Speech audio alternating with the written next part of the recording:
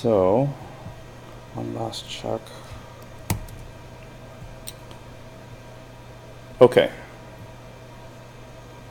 Wait, not this one. No. Sorry about that. Got to open. Oh, I see.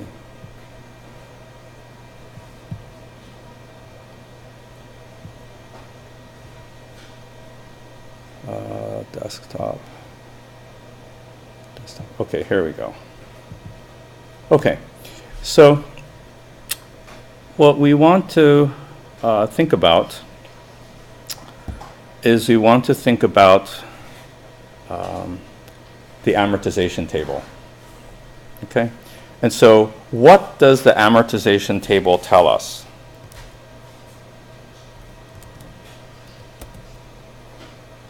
What does the amortization table tell us?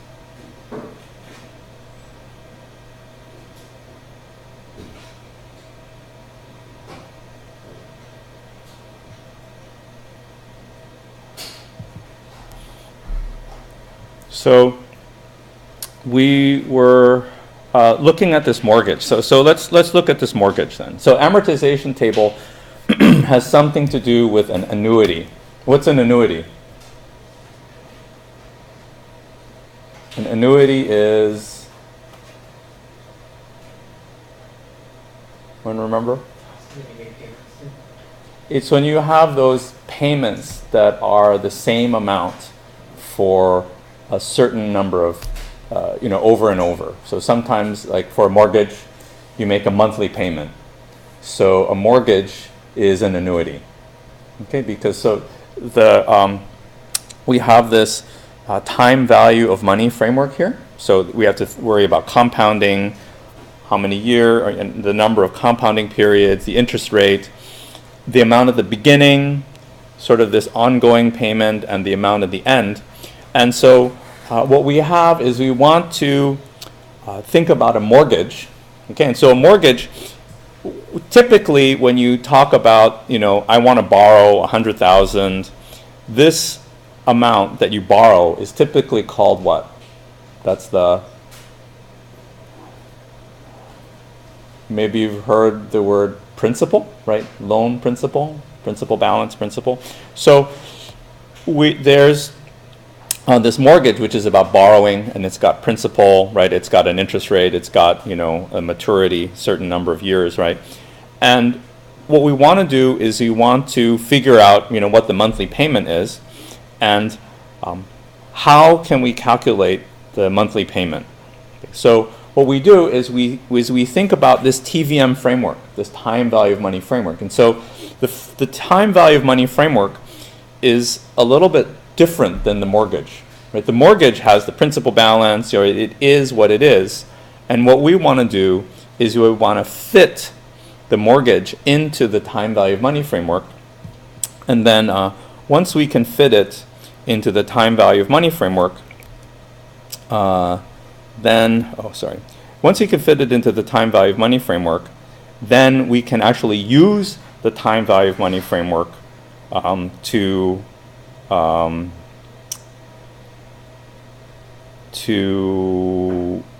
do time value of money calculations, like calculate the PMT and things like that.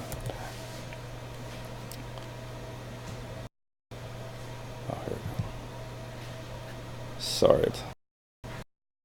Okay, hopefully my little pointer will come back, but there it is. Okay, so here we have this time value of money framework, right? And what we want to do is we want to use it for this mortgage, right? So what do? We start out with a blank time value of money framework, right? So it's the sort of the three environment variables, the compounding, the number of periods, the interest rate, and then there's the cash flows, right? Because the time value of money framework has cash flows. So when we read the problem, we say, there's a principal for this loan, principal balance, right? So what is that? In the time value of money framework, well, you get that at the beginning, right? So that's the cash flow at the beginning. So in the time value of money framework, we plop that in or plug that into the present value at the beginning. Okay, annual. And then, it's 30 years, so it's 30 annual periods, 6% interest rate, and then, of course, it's a residential mortgage, and so we assume that it's monthly, 12. Okay, so now we've taken the information from the problem, and so you'll notice that you start to build up the second row. Okay, so now sort of the main reason to do the table is to help you figure out that if you have a 30-year mortgage or 30-year structure, and it's every 12 months, then there actually are 360 periods, right? Because you take the 30 from here times the 12 and you get 360. Okay, so then what's the interest rate within each period? So again, the 6% is this annual interest rate. So you have the funds untouched for 12 months, and then, or a full year, right, then you have the 6%. But if you've only gone over 1 month, then you have 1/12 of that. So in this case, that's 0.5%. Okay, so we know that, right? And then the amount that you're calculating, so it's a mortgage, right? The idea is you pay it off at the end, right? And then you have this amount that is the annuity amount, the level amount, the same amount that you pay every month in this case, right? Sometimes you might do a quarterly borrowing, and so then whatever you get in the PMT slot, if this is 4, then that's the quarterly payment, right? If you're doing semi-annual, then whatever you compute over here for 2 semi-annual would be the semi-annual payment. So every 6 months you would make that, right? And here we're dealing monthly, and so it's every 12 months. And so we can compute it in the calculator. We can compute it using the Excel function, or you can also use the tables, which are important to know how to do as well. Okay, so the claim is that by the end of the 360 periods, by the end of the mortgage, if you pay this amount, which turns out to be $599.95, if you pay this amount, by the end, the mortgage will be over, will be finished, right?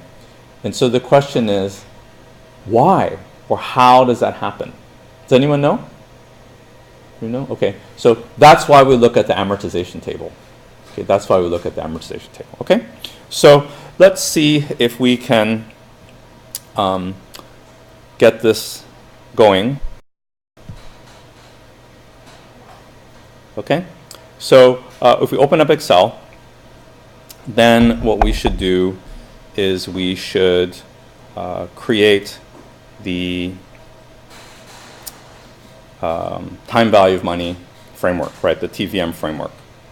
Okay, so once it loads up, we'll just put those in, right? N, I, PV, and PMT.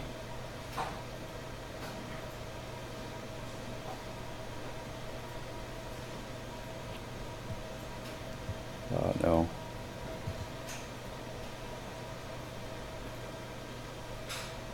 Okay. So let's make that a little bit bigger. So we always start out with what? Time value of money framework. It's the C, the compounding, right? Then the interest rate. Oh, sorry, N, and then I, and then we have the cash flows, PMT, and then FV. Okay, and then we always. So that's sort of how you begin, and then we might know that we want to center everything. So if you kind of click in the A11 cell, and then you press and hold Shift, and then click in the F3 cell, so you sort of select all of those, and then you can go over to Home, say, and then center everything. Okay. And so, right, we were doing this for 30 years, right? it's 6%, and the principal principal amount, or the amount at the very, very beginning, which in the time value of money framework is the present value, right? We want to compute this PMT amount, this ongoing amount, and we remember that the mortgage is a plan to pay off the debt, and so at the end, the future value is 0. So now you can see, right, we have all 6 of the 6 variables, we know 5, and we know exactly the one that we want to figure out. Oh yeah, and then we know that it's monthly. Okay, so now, you know, the main part is to say that the number of compounding periods is equal to 30 times 12. And so if you just type equal, right, what you can do is you can type the up arrow, and then that'll select that cell, and then you can hit the multiplication symbol, and that sort of brings it back. And then if you hit the left arrow, that picks up the A row, A column, okay? And then you can hit tab and go over to the next one. Same idea here, right? So you want to just do equal, then you hit the up arrow, and then you pick up the interest rate. Then we want to divide it by 12, so you can do divide, and then you can actually hit home, or I think if you have home, you can, oh, maybe not. Sorry. We'll just, you have to hit the left arrow key, and then you can divide by the 12.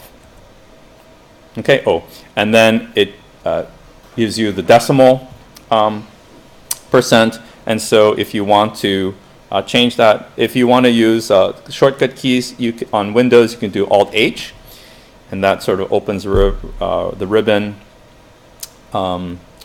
Alt-H, F, and then M, so just Alt-H, F, M, and then in a moment you get sort of the format number cells, and so you can say, oh, sorry, we want to do percentage, right?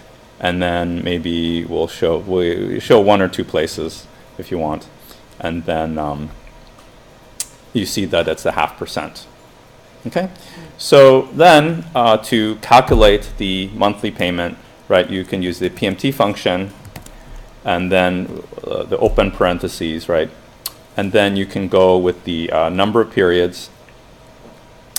So you can use the arrow keys to navigate over there, and then once you land in the right cell, you hit comma, and then that resets you back to your original cell. So if you hit the up arrow again, wait, sorry, I'm thinking of the calculator. Rate, so we pick that one up in the first cell, right?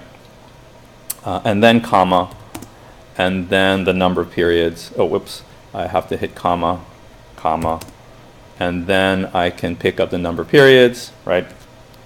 Okay, and then I know that if I put in a positive number here, the result will be negative. And so if I want the result to be positive, I can put in a negative. So I just put in a minus sign, and then I use the arrow keys to go over to those cells, and then I put the close parentheses, and then it gives me the value. Again, and it automatically converts it to the currency. So again, if I do the same thing, Alt-H, FM, so you can see that like the result of time value of money computation is a currency, but I actually want it to be a number with 2 decimal places, and so you can see that the monthly payment amount is $599.55.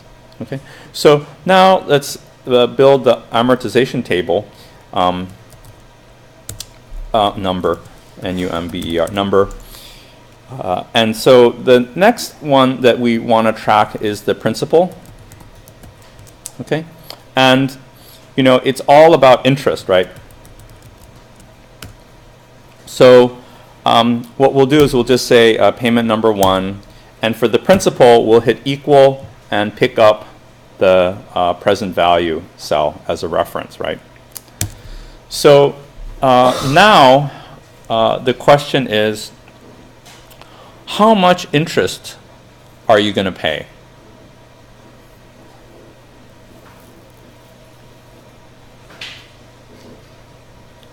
And so the answer is that you're actually going to pay this amount of interest. How much interest do you owe, right? How much interest do you owe? And the answer is right there, right? Because in 1 month, that's the interest rate, right? Does that make sense? Because annually, it's 6%, and so divided by 12, it's 0.5%, right? So if we say equal, and pick up the principal to the left and multiply it by multiply it by the interest amount, and then say hit tab, we can see that 0.5% of 100,000 is $500. Does that make sense? So the interest that you owe is $500, but you're always making these payments of $599. So what's going on? Well, the 99 is to the principal. Right. Okay.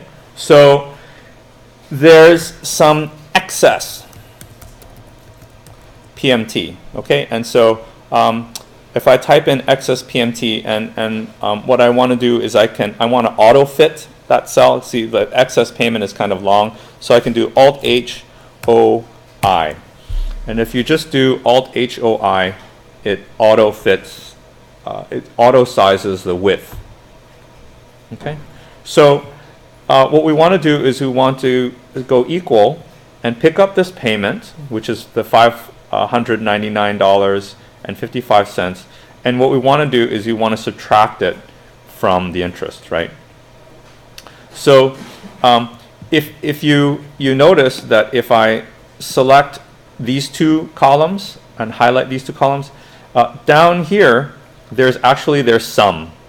So you can see that the sum is $599.55 and a little bit excess, right? Probably because this is actually rounded. Okay, does that make sense? So the computation from the time value of money says, about $600. But if you actually think about it, the actual amount of interest that's owed is only $500. So, you borrow $100,000, you pay $500 interest, but you have this extra $99.55. So what happens? Where does that extra $100 go? It's sort of extra money that you paid, right?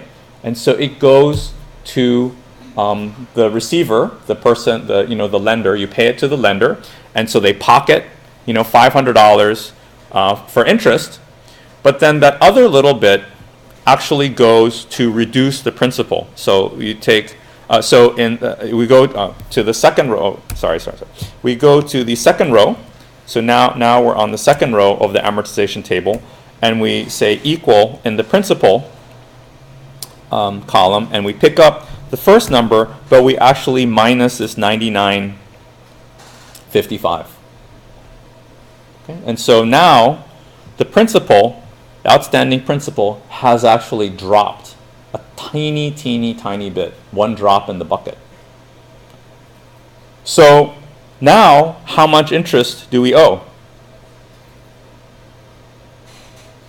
So it will be nice if we could propagate this formula down, right? And so if we click on the interest cell and press and hold Shift and tap the down arrow, we can select both of those. And if we do Control D, what we do is we fill it down. So you can see here's the formula that we started with, right?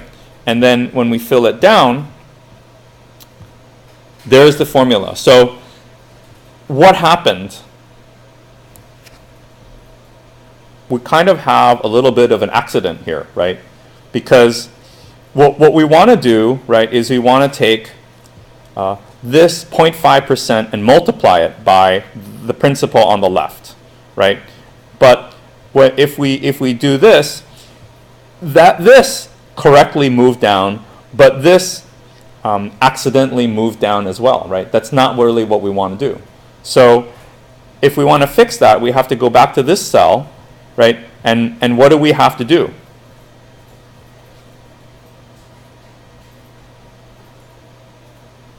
So we know what we have to do? We have to lock this cell.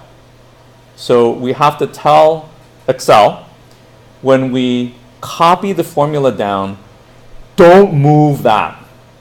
We want to fix this one, right? Because everyone sees what happened, right? So here, this is good, right? This is good.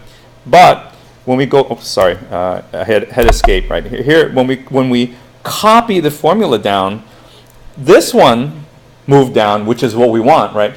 But this one also moved down. The whole thing moved down, right? That's not what, well, that's what we want here. So that, yes, that's good. But we want this one, sorry, we want this one to stay back up. We want it to lock on that cell, right? So anyone know? People know how to lock the cell? Know how to lock the cell?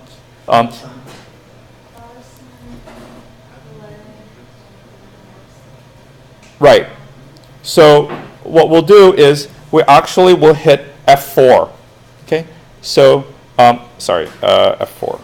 Yeah. So you see, if you have the cursor on the C3, so now I'm back in this formula, my original formula, line 1 of the amortization table. So this is the one that we want to copy, right? So we got to fix this one and then copy it again. Okay. So I click on the C3 and then I hit F4. Okay. And then if I hit F4 again, it changes. And if I hit F4 again, it changes. And finally, the fourth time I hit F4, it goes back. Okay. So if you have a Mac, it's the Command T. So it's not F4 on Mac, but Windows, it's F4. So again, so here it's unlocked. Okay. If I push it once to begin the cycle, it locks the column and the row. So hit F4 again. Now it only locks the row. Okay. This way it only locks the column, and this way it's back. So it's free to float completely. Okay. So to be safe, we'll just leave it at the $C $3. So it's really, really locked on that cell. So now we just hit Control Enter. So we stay in that cell.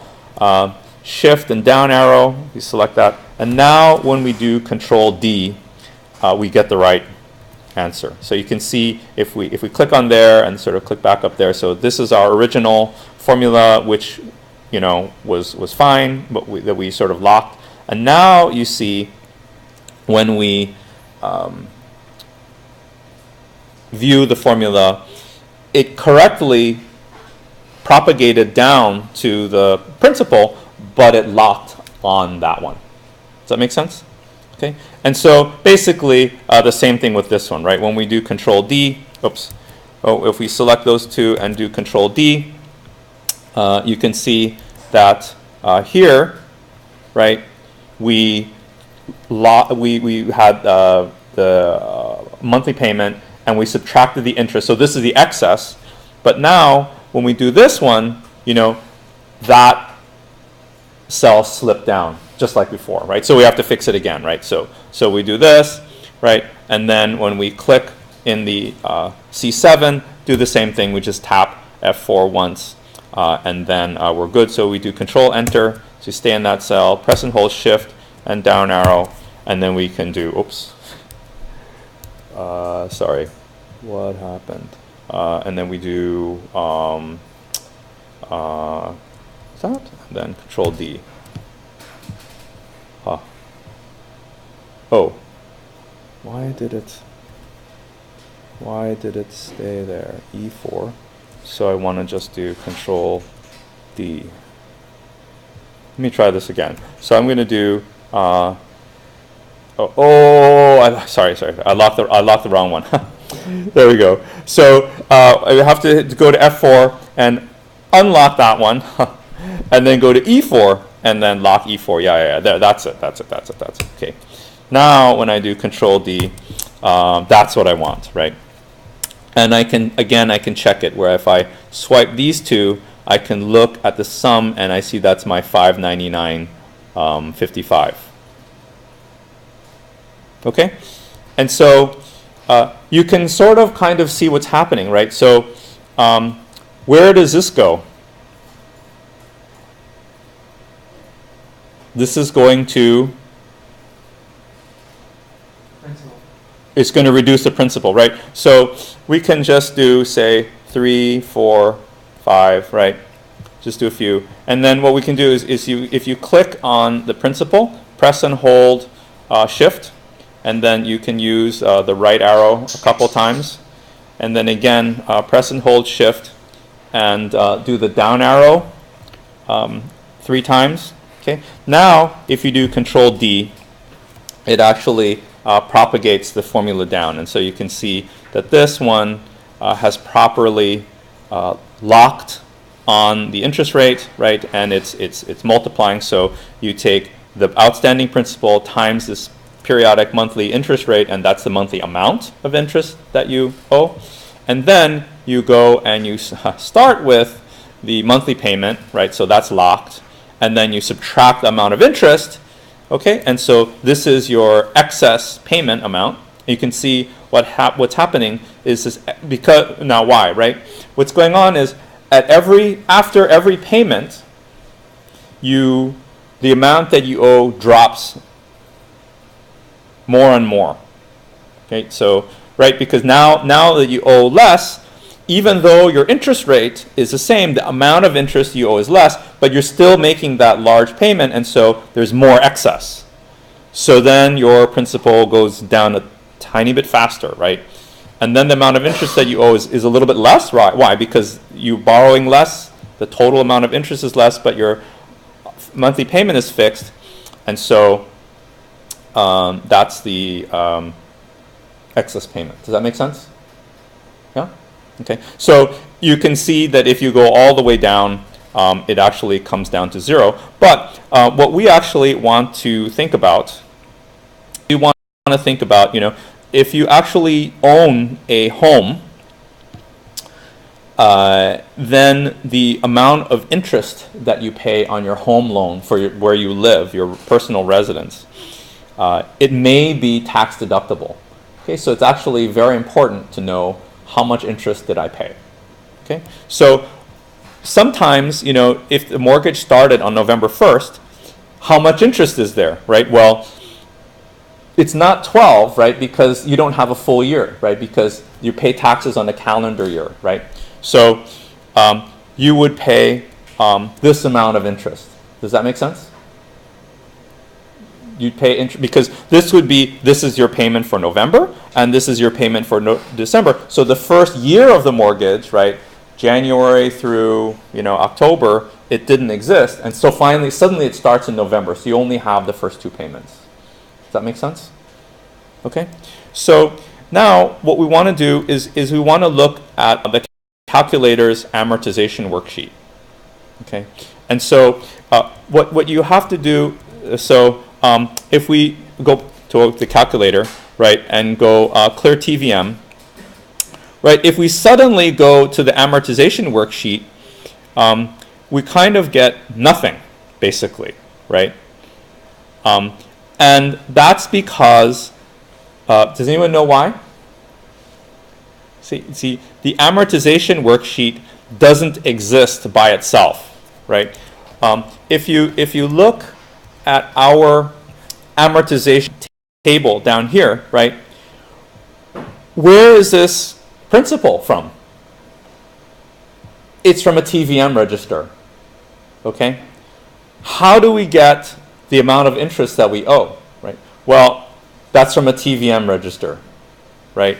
And how do we get this monthly payment? Well, that's the result of the TVM calculation, right? So if you have, nothing, if you have nothing, right, recall 0, if you have nothing in your TVM registers, right, then you have nothing in your amortization worksheet, right? So if I go to amortization, it's got this P1, it's got this P2, and then the balance is 0, principal is 0, interest is 0. That's because it's reading them from the amortization worksheet. Okay. So very, very quickly, let's put in 360. Oh, no, sorry. We have to go back to the regular normal mode. So put in 360 into the number of time periods. We'll put in 0.5% for the interest rate. We'll put in 100,000 and make it negative, and then we will compute the PMT. So that much we know. Okay, so now when we go to the amortization worksheet, we'll put P1 is equal to 1, and then when it says P2, let's say 2 enter. Okay, so now we see that this balance is 99,800, right? So that's actually this amount right here. Okay, and if we see principal, $199.60, right? That's actually this amount over here. If you select those, you can see that it's $199.60, right? And then if you go down to the next one, there's int 999.50. That's actually the sum of those two. So do you see what's going on? Basically, the P1 is like a pointer to the top line of this window, and the P2 is a pointer to the bottom line of the window. Does that make sense? So if you have in the calculator, if you have, so what we can do is we can say P1 to 1, oops, and then if we set P2 also to 1, right? So going back up, so P1 is 1 and P2 is also 1. Now you can see that we actually have the first row of the amortization table. So, right? So now if we do 2 enter, and then we say 2 enter. Okay, so now both P1 and P2, so the top of my window and the bottom of my window, they're both pointing to the second line of the amortization table. We get this principal is $100 and $100.04, right? Or $1.05 rounding maybe. Yeah, $100.05 with rounding, right? And then the interest is $499.50, right? So that would be, this 450, okay? And so, the next question you might ask to make sure you understand this is, suppose the mortgage started on August 1st, right? So that's all of August, all of September, all of October, all of November, right? And all of December, right? So that would be 5 months. So if we, for 5 months, if we set L1, if we set L1, say, equal to 1, okay, P1, so the P1 equal to 1, right? And then we set this, the P2 equal to 5. Then, when we go to the interest, which is what we're really interested in, it comes out to be $2,495, right? So if we go back to our amortization table and we pick up these, if we swipe these 5, we can see that it's $2,495. Does that make sense? Okay, and so if the mortgage had started, on August, then the mortgage would exist for 5 months, okay? And then the amount of interest in the first year would be these 5 interest payments. And if you don't have the if you don't have Excel, you can actually use the amortization worksheet on the calculator. Does that make sense? Okay. So we'll stop here then, and there will be an exercise on for Excel to kind of go through this. It'll be due like over the weekend, so I'll make it. I'll set it out soon, but it'll be due on Monday. Okay, and so tomorrow back to the regular room, and we'll do probability. Okay, so let me actually adjust the homework a tiny bit and just give you a quick problem on this.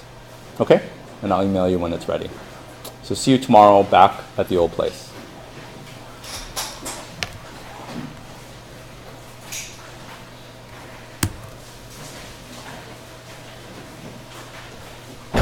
So there's nothing due tomorrow?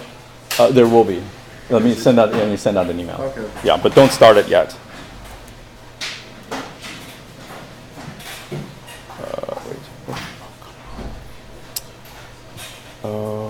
I see what I did.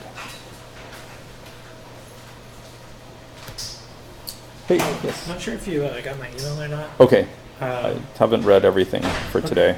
okay, that's fine. I was just having like issues with the assignment for the mortgage, like the 04B. You know what I'm talking about? Oh yeah. Like using Excel and stuff. Oh, okay. Like even today, like when you were doing this, this like it was supposed to be negative or something. Oh yeah, yeah. So I'm not sure like where you entered that. It made it. Maybe it's because like I did manual numbers putting in instead of like writing the calculation in like that.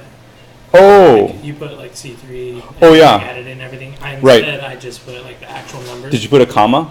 Yeah. Oh, But then that what throws I it off. noticed is I didn't put a negative in front of the 100,000. Oh yeah. So then it should just make it negative, Okay. and it becomes negative. Yeah. Okay. So That's okay. So what did I do incorrectly? Because as soon as I did this together, it made this number go the opposite direction. So it went down to like 999 or whatever. Yeah. So then you just have to make it negative. Okay. I guess that's a little confusing, but Yeah. out Yeah. where- Basically the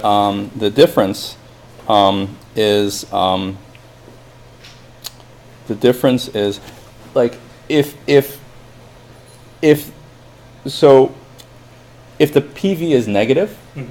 that means kind of that it's money leaving you, Right. right? And then so this is actually the borrower's perspective, because I'm gonna get 100,000, Right. and then I'm gonna use it to buy the place, give it to the seller, and then I get the property, right? Yeah. So I'm receiving 100, like if you're the bank, I'm receiving 100,000 from you, and then I'm handing it to the seller.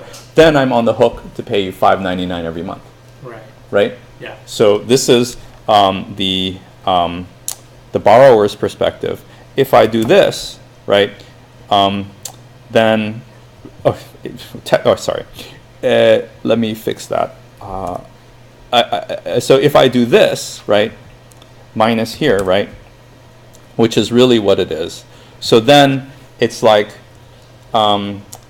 negative 100,000, right, and then you're going to be getting these payments. Okay. And so that's the perspective of the bank. So whether you start with minus or you start with plus, it's just which side of the transaction are you on. Okay. So it's just important to kind of see it the right way. Yeah, At the beginning. Okay. kind of. And so this amount doesn't change. So if we're talking about 100,000, whether you loan it or you receive it, from the mathematical time value of money, it's just let's compute the monthly payment. Okay. And so if you part with the 100,000 in the beginning, the PV, then you're going to receive the PMTs. On the other hand, if you receive the PMT in the beginning, you're on the hook to pay. So those are just the two parties, two sides of the same transaction. Okay.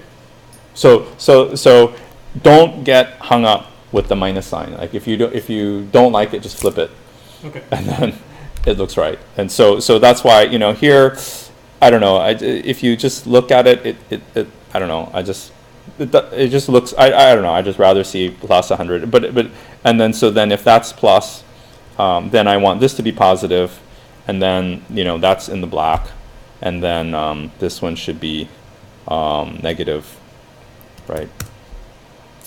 So you just do have to be a little bit careful, but don't get hung up on it. Okay. Okay, it's just one side of the same transaction. So it's the same transaction, but just what side are you on? Right. Yeah. Yeah, I get that. Okay. Okay. So that don't get hung up on it. Okay. I'll let you help these guys out. Okay. Oh, thanks. How did you get the 99.55? Okay, So it was like 100 grand minus something? No. Or it was- So look at the principal, Yeah. 100,000. How much interest did you pay on that? The 5%, right? So that's the 500. Or like, how do you like solve it? How do you solve for that How do you solve for that? Yeah. Well, up here, you just take 100,000 times the 0.05%, which is 0.005. Oh.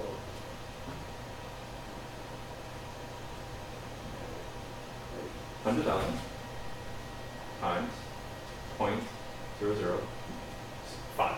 There you go. Okay. Right, because if you think about 100,000, no. So if you think like 100,000, 1% is 1,000. Right, 100,000. Yeah. 1% 1,000. So half of 1%, half is 500. Okay. Right? Oh, I see. So that's how you look at it for the excess? Well, so you borrowed 100,000. Yeah. You're paying 6% interest, and we're talking about monthly now. So how much interest do you owe? 500. Right? Yeah. So the framework is saying your monthly payment, your annuity payment is almost 600. Right? So you make that payment to the bank. What does the bank do? How much interest? We want to take off the interest, right? Yeah. So they pocket the 500, and how much is left? Oh, wait, so you just minus it? Yeah. Wait, can you just show me like how to get the number on 99.55? I don't. Yeah, sure. So, I don't. well, What's like the you need the 599.55. Yeah. You need that. You have to use like the financial calculator or Excel or the table, right? No, how to get that? I just don't know how to get that. So you just do 599.55 minus 500. That's it. Oh, okay. Yeah, that's what I was asking for. I didn't know. That's it. Yeah. Okay. But does that make sense? You Yeah. figure out the interest that goes to the bank, and then your payment was 599. So what actually happens is your payment is the same every month, but the amount of interest and the amount that goes to reduced principal changes with every payment. Does that make sense? Yeah, it has to. Yeah. And so because with each payment you're paying down the principal more and more. By the end, 360. That's how you paid it off. Okay. Does that make sense? Yeah. Okay. Alright. Very good. Other question? Oh, yeah. Because you want to go first? Okay. Just fine. Well, I just have one more question about Okay, Excel. sure. So I've been using my MacBook. Oh yeah. Every time I write in the TVM table, Yeah. under C, Yeah. it makes that 1 a percent. And I don't know how to get not a percent. Makes it a percent. Oh yeah, well. so every time so, I press 1, it'll go to 1%. So all you have to do, if you have a percent, is I think it's on Windows. You go to Home, and then there's this number thing, and then if it's a percent, then you can just change it to like number, if you Okay. want, or let's see. I thought it was just because it thought C was something else. Oh wait. Yeah. Okay. You may be able to see. Right. So it interpreted it some other way.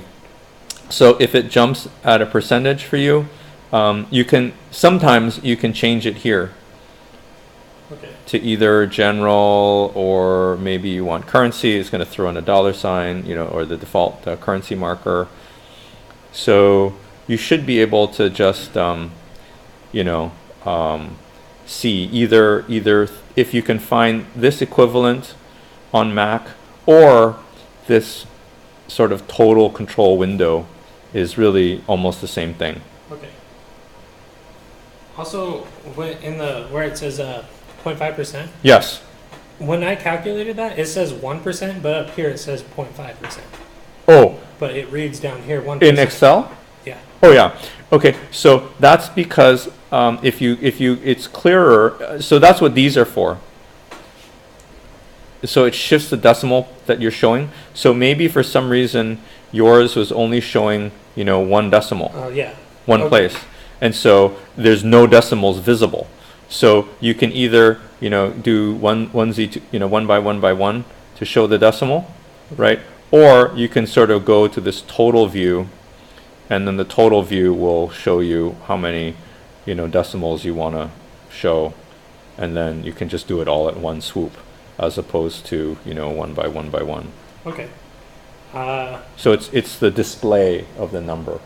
Okay. So the cell was showing you, the true value, but because like here, I didn't show it right, but what I would have done over here, right, is I would have gone down here, and then I would have actually changed them to number 2 places, and then it actually is that long number, but I'm only displaying the 2. Okay. Yeah. So sometimes you actually want to keep the full precision, the full big number underneath, but it just looks messy, and so you just control the output. Okay.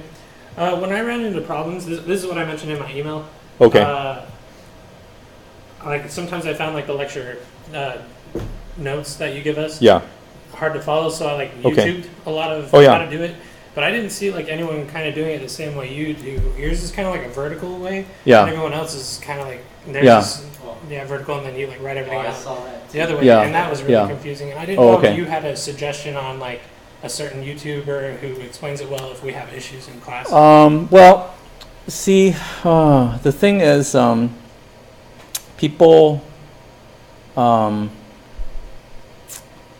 are all trying to figure out how to. You see, the tricky thing is to get those two. It's the number of compounding periods and the interest rate Mhm. in the compounding period. That's really what you want to get. Okay. And so I think that people who do it the other way are not explaining this very clearly, because they don't see they don't have this compounding. Well, see, I think you explain things really well in class, and like I'm able to follow. Yeah. Them. It's just our class is like super short, Yeah, and like we go through stuff so quickly, it's hard to grasp all of it, I see. and then get it, and then do the homework that night, and already like know how to do it. Okay, Because I okay, didn't have enough time in class, so okay, that's okay. why I kind of try to do a little bit more on YouTube. Right, just to right, get it right. A little bit more Okay. explained out. I think I have. I But think this I wrote today's this. session actually covered a lot of what I was doing on the homework lesson. So Okay. Yeah, I feel like we should have done this first. And then- So, I mean, there's this whole thing about do you struggle? If you don't struggle, sometimes if you struggle a little bit, then you learn more. yeah, And so I kind of wanted to give you a little bit of a homework problem to kind of make you work at it. And then because it's a lot that goes on, right? There's all these numbers. definitely. And so I think if I just explained it, then it might go, whoa, what happened? Right. Whereas if you kind of struggle with it first and then we kind of go over it, I think it helps it to sink in. Yeah, I get that. That's what I was hoping anyway. I'm just more worried about not getting it right and then getting bad grade because I Oh, didn't get the assignment correct. oh, Because I didn't understand it, but oh. yeah. So, But, okay, so it makes sense now. yeah. Okay, So like if I went back and did it now, I'd do it much better. But what Okay. I turned in, what I submitted yesterday, I just I tried because I wasn't here on Friday. oh, Because of my injury, and so Oh. I just followed the lecture notes as the best I could, and so like I Okay. don't even know how I did. okay, Mostly after you grid. okay, okay, okay. Yeah, I mean that, Excel is just one of those things. I mean, it's a really powerful tool, Yeah. and people use it, all day long, and you just have to kind of just start using it. Okay. And so I was trying to give a fairly simple, kind of some things we did in class. There's a few new things. Right. They tried to step it through. Okay. Well, I'll go over it again. Okay, All right, okay. thank you And then very we'll be doing more Excel on Fridays. Cool. Yeah. Okay. And you can use Excel on the quizzes, right, and the final. So if you do the homework, you can practice using Excel. Right. And then it'll help you for the quizzes and final, Okay. or the calculator, whichever one you want. Okay. Yeah, I'm trying to get good at Excel, so Okay. Yeah, I've been using Excel a lot. Yeah, yeah. It takes time in the beginning, but it pays dividends later. Yeah. Okay. All right. Thank you. Okay. Okay. Appreciate it. Okay. I was feeling that way too, though. Yeah. Yes. I just need help on like a few things in Excel. Okay. So, Yes. for a problem we were doing in class, like I can just Yeah. drag it down and get the answer, Yeah. even for this one. Yes. But how come it gets Oh. stuck here? Oh wait, what? Yeah, it'll start giving me wrong answers. Oh, that's because you're doing them one by one, column by column. You have to do all three at the same time. How do I do that? Or, I think you just swipe the row. Maybe not that one. Next one over. Start. No, no. So it's a column. Start with there, and then go all those. Yeah, there. And now more. Okay. Yeah. Go. Yeah, there you go. There you go. Because the formula, if you do one by one, it's referring to things that aren't there. But if you just do them all together, then you got it. Oh, but these two are wrong. Or, Maybe.